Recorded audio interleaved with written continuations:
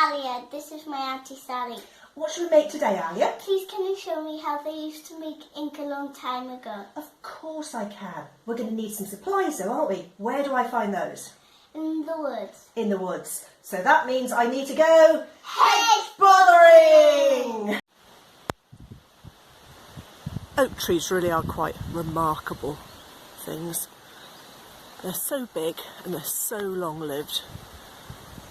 And those huge spreading canopies can be home to quite a staggering number of different species. Here in Britain it's such a familiar tree that we tend to forget just what an amazing resource it is.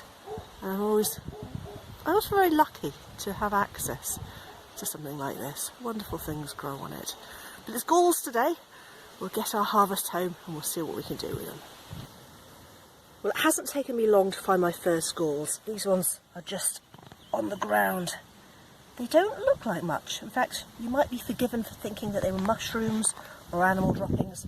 When you pick them up though, they're really light and spongy. So these are oak apples. Most galls, well all galls, are made when a small parasitic wasp lays its eggs on the oak tree and the plant reacts. It grows a swelling around it, which is partly its way of protecting itself, and that in turn protects the developing wasp larvae. Now eventually they leave, so usually when you find a gall, it's going to be covered in lots of little holes. And that tells you that the residents have left, and all that's left over are these very, very light, knobbly, round things.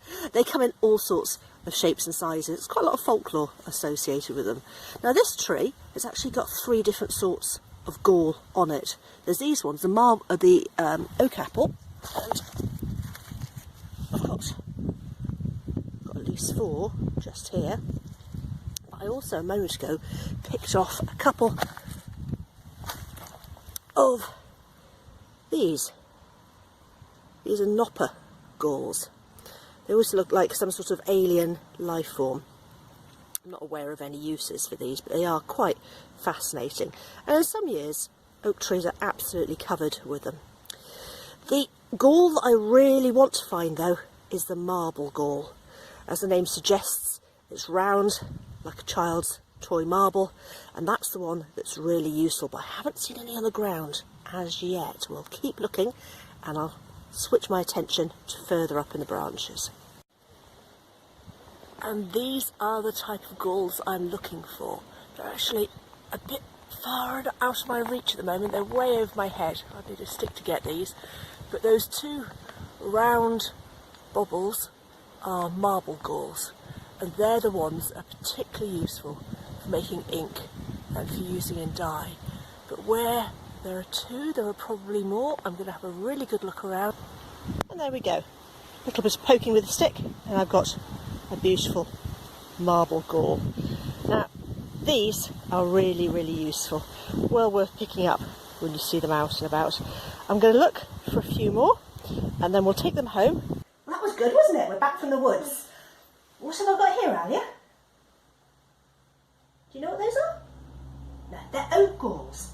And oak galls grow on an oak tree. Now mostly the oak tree wants to grow acorns, but sometimes if an insect gets at the tree first and lays its eggs, the tree grows funny shapes to protect it.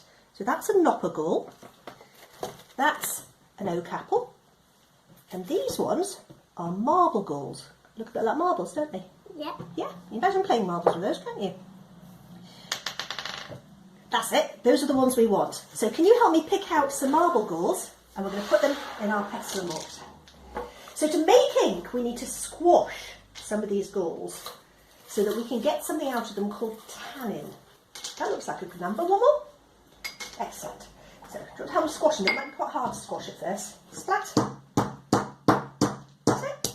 That's the way.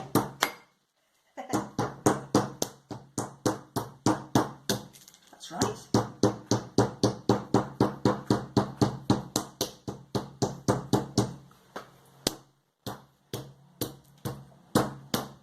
Excellent.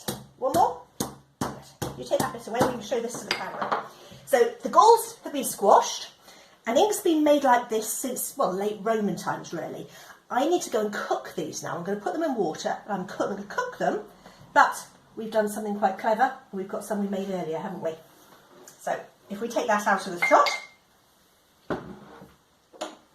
and here is some juice made out of our squashed oak galls and water that I've cooked up, left overnight, and I've strained.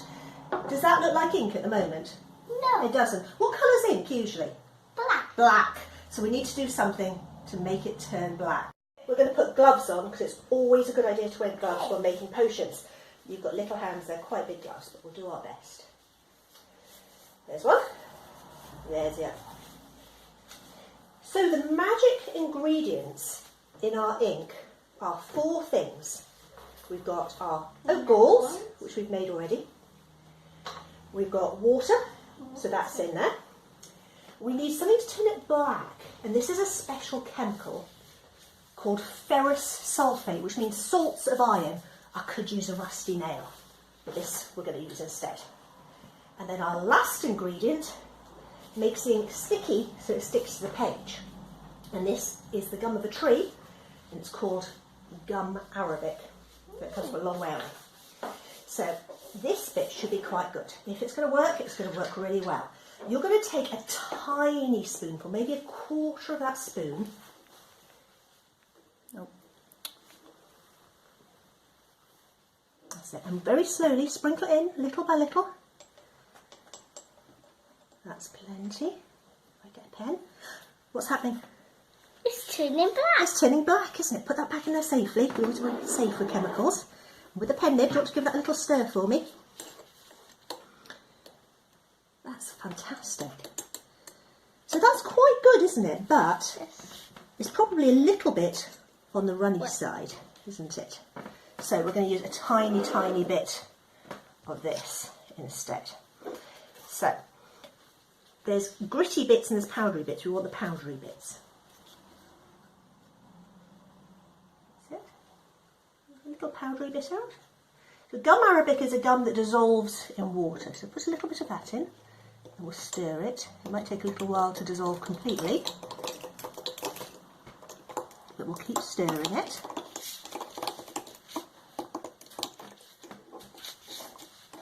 And now we can find out whether this is going to work or not. Want to do the first try? Okay. It's a dip pen, so it's a bit different from using an ordinary pen. Do a little wiggle. That's pretty good. Now it looks a little bit faint at the moment, but there's something special about this ink. It'll get darker with time. Can you see how it's getting darker? And that's because as the air hits it, it's oxidising and it's making it stick to the paper and be even darker. And this sort of ink can last for centuries and centuries on important documents. That's fantastic. Do you want to try signing your name? Okay. Dip it in again because it doesn't last very long, the ink on these pens.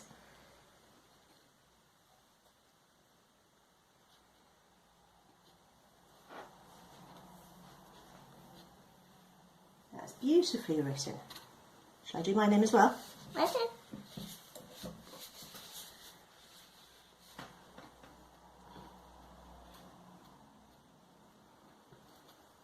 Twiddly, twiddly, twiddly, twiddly, twiddly.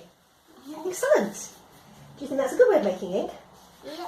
Fantastic. Thank you very much for helping me, Alyia.